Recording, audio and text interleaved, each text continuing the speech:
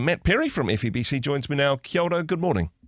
Kia ora, good morning, Andrew. Always good to be with you. Now, this area, it's hit the headlines now, but there's been a bit of volatility for quite a few years between Thailand and Cambodia around this, correct?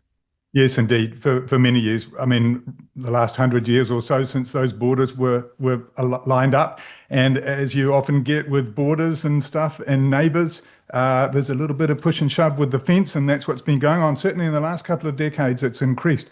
And the skirmishes have increased. 2008, I think, there was quite a big deal over Cambodia wanted to register one of their 11th century temples, one of those beautiful ancient temples with UNESCO. Yep. And they wanted to register it as in their territory. Thailand were not happy, angry response, sort of, raised the issues again, but of course, more recently, real shootouts. So we have a big presence in Cambodia as well. Yep. And so Thailand, Cambodia, calming the storm is our prayer and our broadcast, of course. Hey, this is a bit of a sweet spot, not just for ancient Buddhist temples, but also for broadcasters. A small triangular piece of land with Thailand, Cambodia, and Laos there. Do you have a broadcast set up in that part of Thailand or Cambodia? Is this an area you actually currently operate in? Yes, absolutely, it is. So we're very, very present in Thailand and Cambodia. And we are unofficially present in Laos we don't have masts or transmitters in the country, but of course we position them so that they go into the country.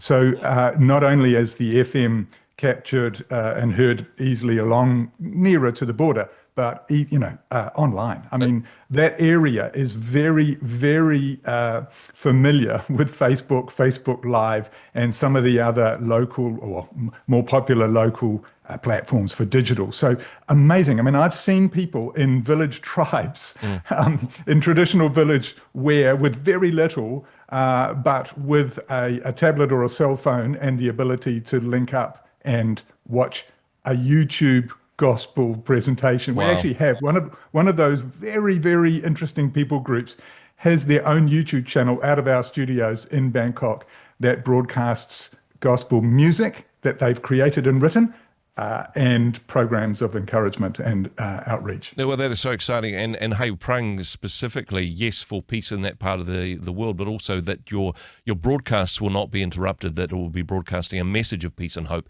to people in all three of those countries in that surrounding area. Yes. Wanting to focus on some good but slightly confusing news that's happening in Thailand for FEBC at the moment. You guys are getting ready for Christmas. Nothing like planning early, but a special opportunity for Christmas in Thailand. Yes, indeed. And I just had a fantastic online meeting just a couple of days ago with our country director there, Sumit, and he was telling us all about it. And they experimented with it last year because he's really, really wanting to jump on the law that in Thailand, even though evangelism is not illegal, at Christmas time, December, the month of December only, is wide open and legally free to go into government departments, government schools, and actually establish events, create events, and tell the Christmas story. So you can ramp it up wonderfully with drama and song and competition and engagement. Government schools. Wow. In a country 95% Buddhist and a certain percent Muslim, government departments, government shopping centers and stuff. So it's an incredible opportunity that last year went wonderfully, and this year we want to grow it. That is fantastic. And I mean, we sort of, I suppose, have that opportunity here in New Zealand at Christmas time, an opportunity to say why we celebrate Christmas, but to have that government sanction there particularly, and look, I know there's more freedom in Thailand than perhaps some of the surrounding countries, but still, I mean, it is predominantly Buddhist, but you get like a hall pass for December to, hey, talk about Christianity as much as you like. That is a wonderful opportunity.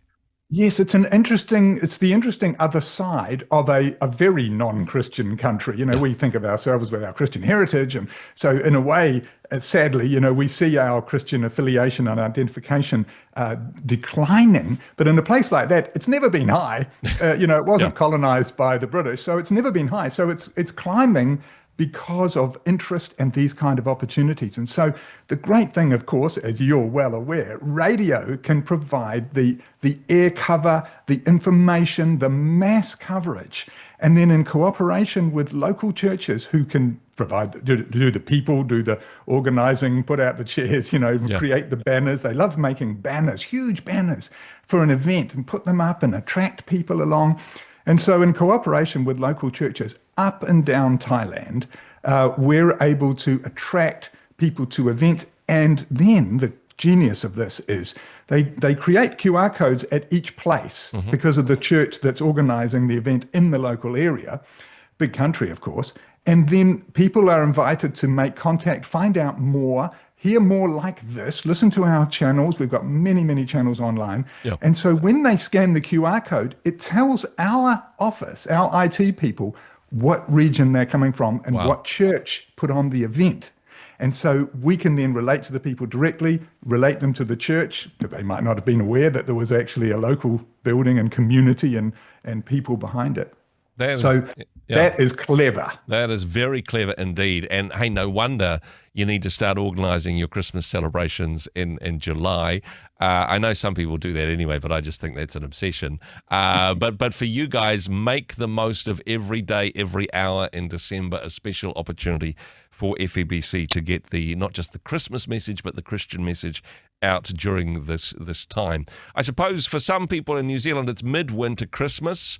This would be a wonderful midwinter Christmas gift to the people of Thailand to be able to support the work of FEBC and the work you're doing there, right? Yep, that's a lovely idea. And actually, what I haven't said, and you weren't aware, is that part of this promotion and exercise and wonderful project is giving gifts to children. Okay. And so they give special little gifts of all sorts, and there's sponsorship for that, which we can contribute to.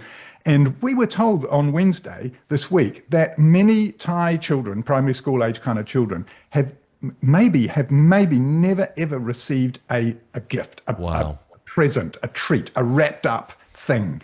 And so they make the connection with the first gift. This might be your first gift, but let us tell you about the first gift of Christmas and branch into Jesus. So that's lovely. Yes, contributions, prayers. Please pray.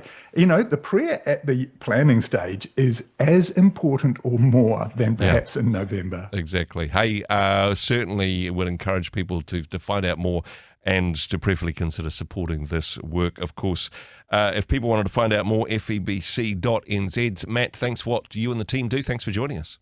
Great pleasure. Thank you. Hey, thanks very much for joining us in the Rhema studio. Thanks very much for watching the interview. It's kind of nice to have an audience, actually. And if you did like what you watched, then do give us a like, do give us the thumbs up. And if you'd like to see more interviews like that one, or perhaps even better, subscribe and those interviews will come straight to you. Don't forget to turn on your notifications, and we'll see you in the next one. Cheers.